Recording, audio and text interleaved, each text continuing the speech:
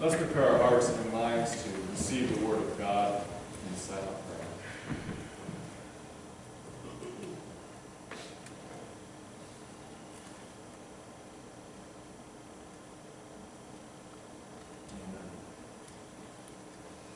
A few years ago, and this is good, the boys are downstairs, because this might be highly embarrassing to them. So I'm sure that they're glad they're downstairs right now. A few years ago, we took the boys on a trip to southern Indiana. And we stopped by Corydon to see all of, because I'm a fourth grade teacher, Indiana history. And so we stopped by Corydon to see all of the real historic sites, you know, the real classic sites that everybody that goes to Corydon sees, like the courthouse and the Constitutional Elm and the Roscoe P. Coltrane Photo Gallery. Did you know he was from there? Now you know, right? I didn't know that, but they have this huge thing, and like the back of the rest stop or something, this picture of Roscoe P. Coltrane. But southern Indiana is also known for something else. They have a lot of caves in southern Indiana. Lots of caves. And we decided to take the boys to a cave. And I think that the one that we went to was called Marengo Cave. And it's a good one. It was a very, very big cave. It was a full guided tour. Absolutely beautiful, absolutely majestic. You know, it had everything, the stalactites, the stalagmites. It was a lot of fun. And it was dark. Very dark. Dark. And this was a few years ago. And the boys were still scared of the dark at that point. And I don't mean that they were a little scared of the dark. They were a lot scared of the dark at this point. A lot scared of the dark. And at one point in the tour, near the very, very end, I think they do this in every cave, but they turn all the lights off, right? And they turn every single light off, and instantly, I mean, pitch black. Doesn't even begin to describe it. Absolutely no light at all. And at that point, I just felt one on my leg, and Megan had one on her leg, and it was tight. And they were right there, and they were holding tight and holding hard and holding fast, and just instant, total darkness, right? And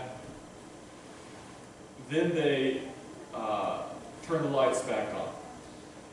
They turned the lights back on, and boom, all of a sudden, you know, your eyes are kind of adjusting. Your eyes are, you know, you're kind of a little bit shocked by it. But the boys didn't quite separate themselves from our legs at that point. They were still pretty tight on there. And then the tour guide said, "There's the exit right there." And that was boom, and that was like a sign. And instantly, as soon as he said those words, the boys were gone and they were in the exit. Remember that? It was, I've never seen them move so, if you know our boys, they don't move fast for anything except for cookies. But other than that, they never move fast. And when their tour guide said the exit is over there, they were instantly there. They were gone, and they were right there, moving toward the bright, shiny light of the exit. And light can have that effect on us. Maybe not quite as dramatic, but then again, sometimes maybe it is. Light can bring instant relief. Light can bring instant comfort. Light can bring instant joy. It can instantly make you feel less afraid. It can instantly make you feel safe. It can instantly make you feel secure.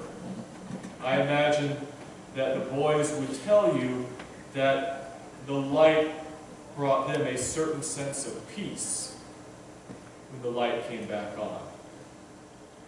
Even though they're much older now and not afraid of the dark anymore. But today is the second Sunday of Advent. And I'd like to make the connection of how the coming of Jesus, the light of the world, also brings us a sense of peace. And I usually, when I think of peace, I think of what I was talking about with the kids. I think of war and how countries interact.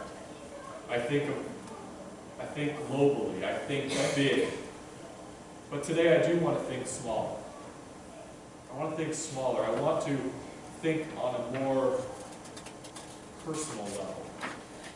I want to think about that internal peace that light of the world brings to each and every one of us.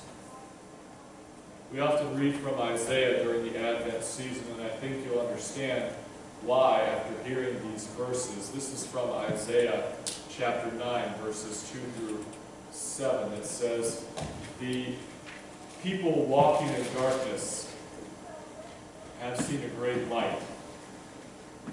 On those living in the land of deep darkness, a light has dawned."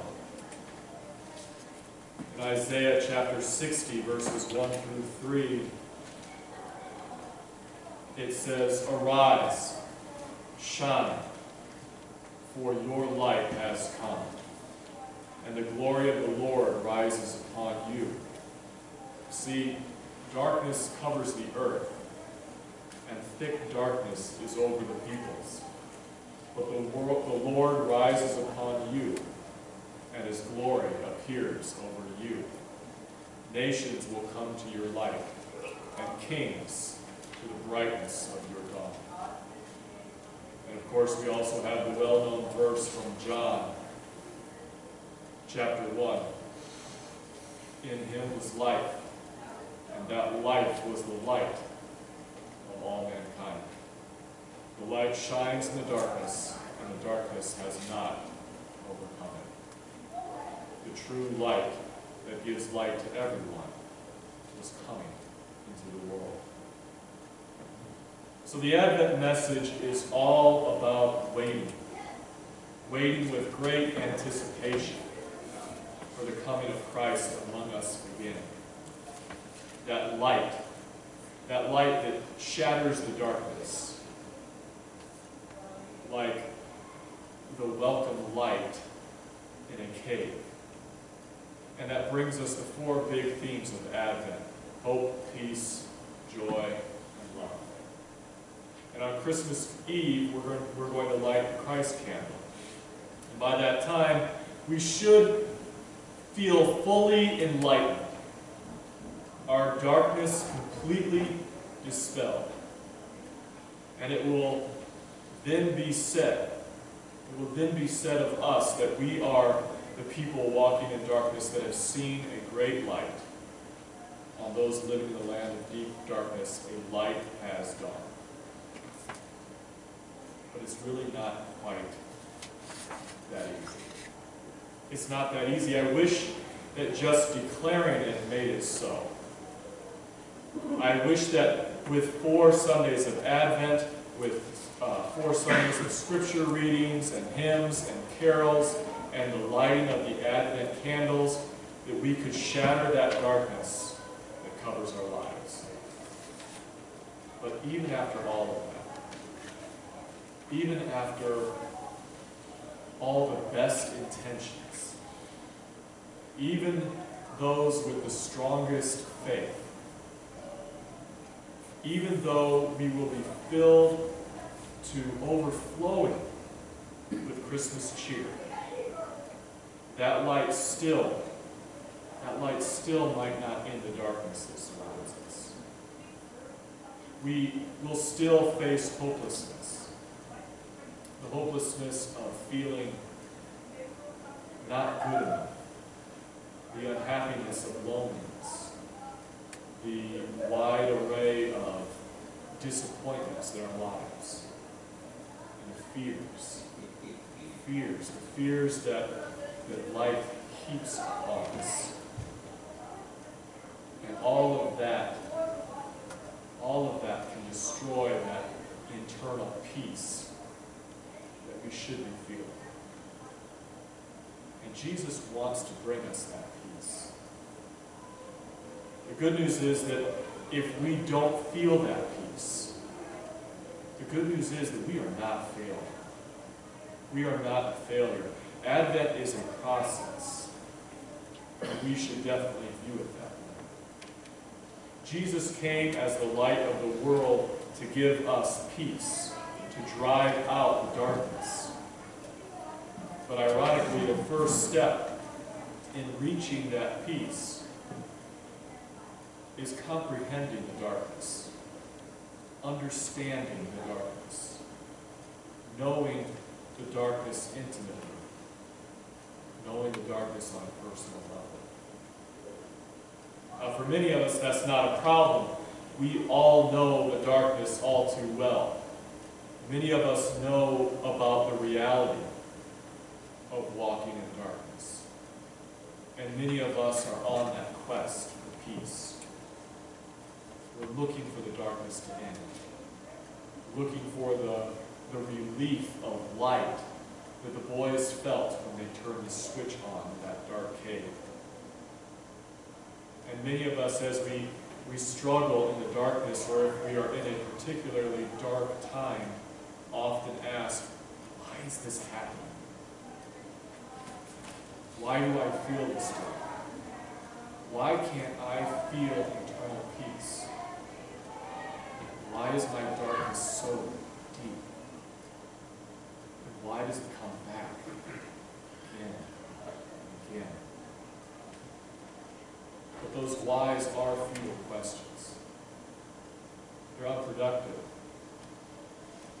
And they never satisfy our longings for peace. They never resolve our own personal sense of powerlessness.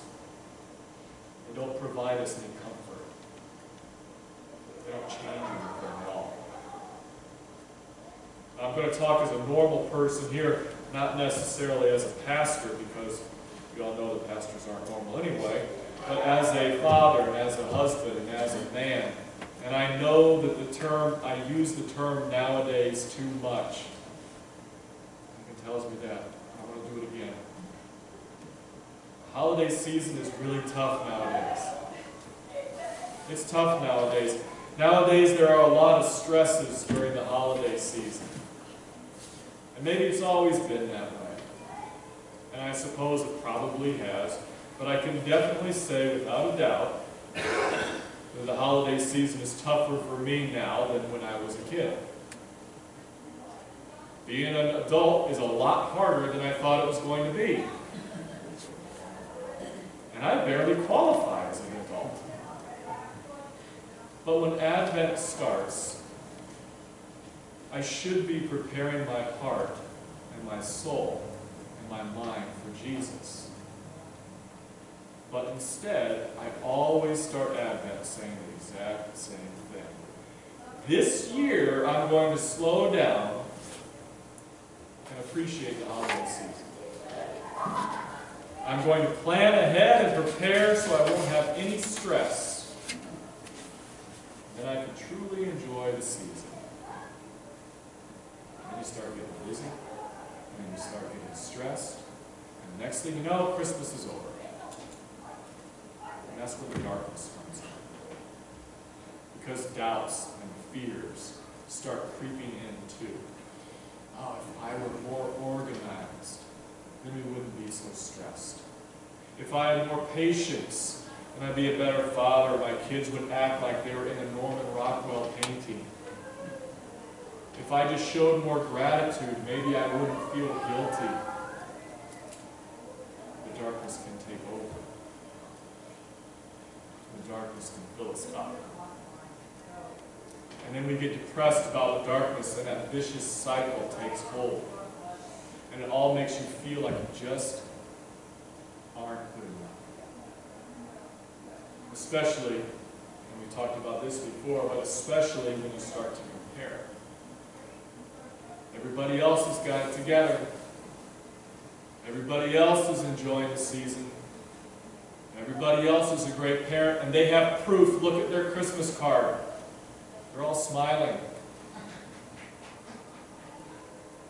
darkness of stress, the darkness of guilt, the darkness of depression, the darkness of just not feeling good enough.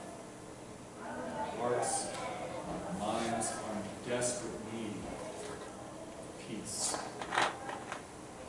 And if we aren't careful, it's not just in the Advent season, but life can get that way too. And that darkness is so personally destructive. It destroys us from the inside out. It leaves us with these deep, hidden wounds that are really hard to heal. It leaves us with wounds that make us feel that that inner peace is impossible. Now, when Isaiah spoke of walking in the light of the Lord, he was not referring to the darkness of foreign enemies and the light of God's awaited reign. I think that Isaiah was much more concerned with the deeper internal darkness that threatens the human soul. To appreciate the brightness of dawn, Isaiah might say, one must understand the darkness, even experience the depth of it personally. And many of us do. What is the source? What is the source of light that can shatter that darkness? Now, this sermon could end on a real high note, a lofty high note, right here, with one great declaration, maybe like one from Luke chapter 1, verses 78 through 79, where it says, "Because of the tender mercy of our God, by which the rising sun will come to us from heaven, to shine on those living in the darkness and in the shadow of death, to guide our feet into the path of peace." And while that verse is very true, it doesn't always work out. It isn't always that easy to understand your darkness or to drive it out. Megan was in Ecuador last year. I remember her saying that on the equator, the sun does not set gradually. In Ecuador, you don't sit and watch the sunset. It happens without warning. In Ecuador, you don't say it's getting dark because, bam, it's dark. Being close to the equator gives new meaning to that phrase that night fell. But there's something else about being on the equator, too. In the same way that night instantly falls, the dawn also comes without warning. The sky doesn't gradually start to brighten right before dawn. The sun doesn't gradually rise on the horizon. The sun pretty much just leaps up. And there you are, out of the darkness. And I think that's how God's rising sun breaks on us. We're right in the midst of the darkness, life as dark as it has ever been. Inside we feel a darkness as deep as that cave that we visited with the boys. And suddenly there's a word, there's a friend, a scripture, or a feeling, or a sense. And something almost miraculous that reaches into the depths of our soul with warmth, with light. And that is the peace. The peace of Jesus Christ. Because the peace of Jesus Christ is like that. It's like the sunrise in Ecuador.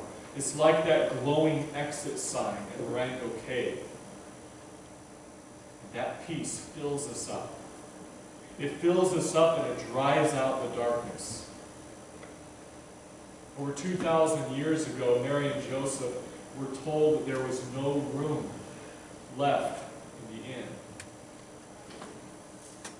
They didn't have room for the light of the world. And we often feel like that too. We often feel like that we have no room in our hearts or in our souls because we are filled with darkness instead. But this is what I want you to remember. That God found a way. God found a way. God found a way to bring light into this world. Into a world where there wasn't any room. Into a world that was filled with darkness. God found a way. God found a way, and that light of Jesus Christ leaped into this world. And the same thing can happen to us. The same thing can happen to us. The truth is that somehow, in a way that we cannot even begin to understand, that rising sun from on high does visit us, bringing light even when we are drowning in depths of our own personal darkness, bringing us light and guiding our feet into the way of peace. And that light is the promise of Christmas, the promise of hope, peace, joy, and love. A promise that might seem hard to understand, a promise that might seem hard to believe, a promise that might seem hard to imagine. It might seem hard to imagine that it is for you, but it is. But it is. May we take that promise. May we take that promise, this promise of light and peace with us through all the days of Advent and beyond. I pray that the light of Jesus Christ brings you peace this season of Advent. And let's all join to sing one more Christmas carol.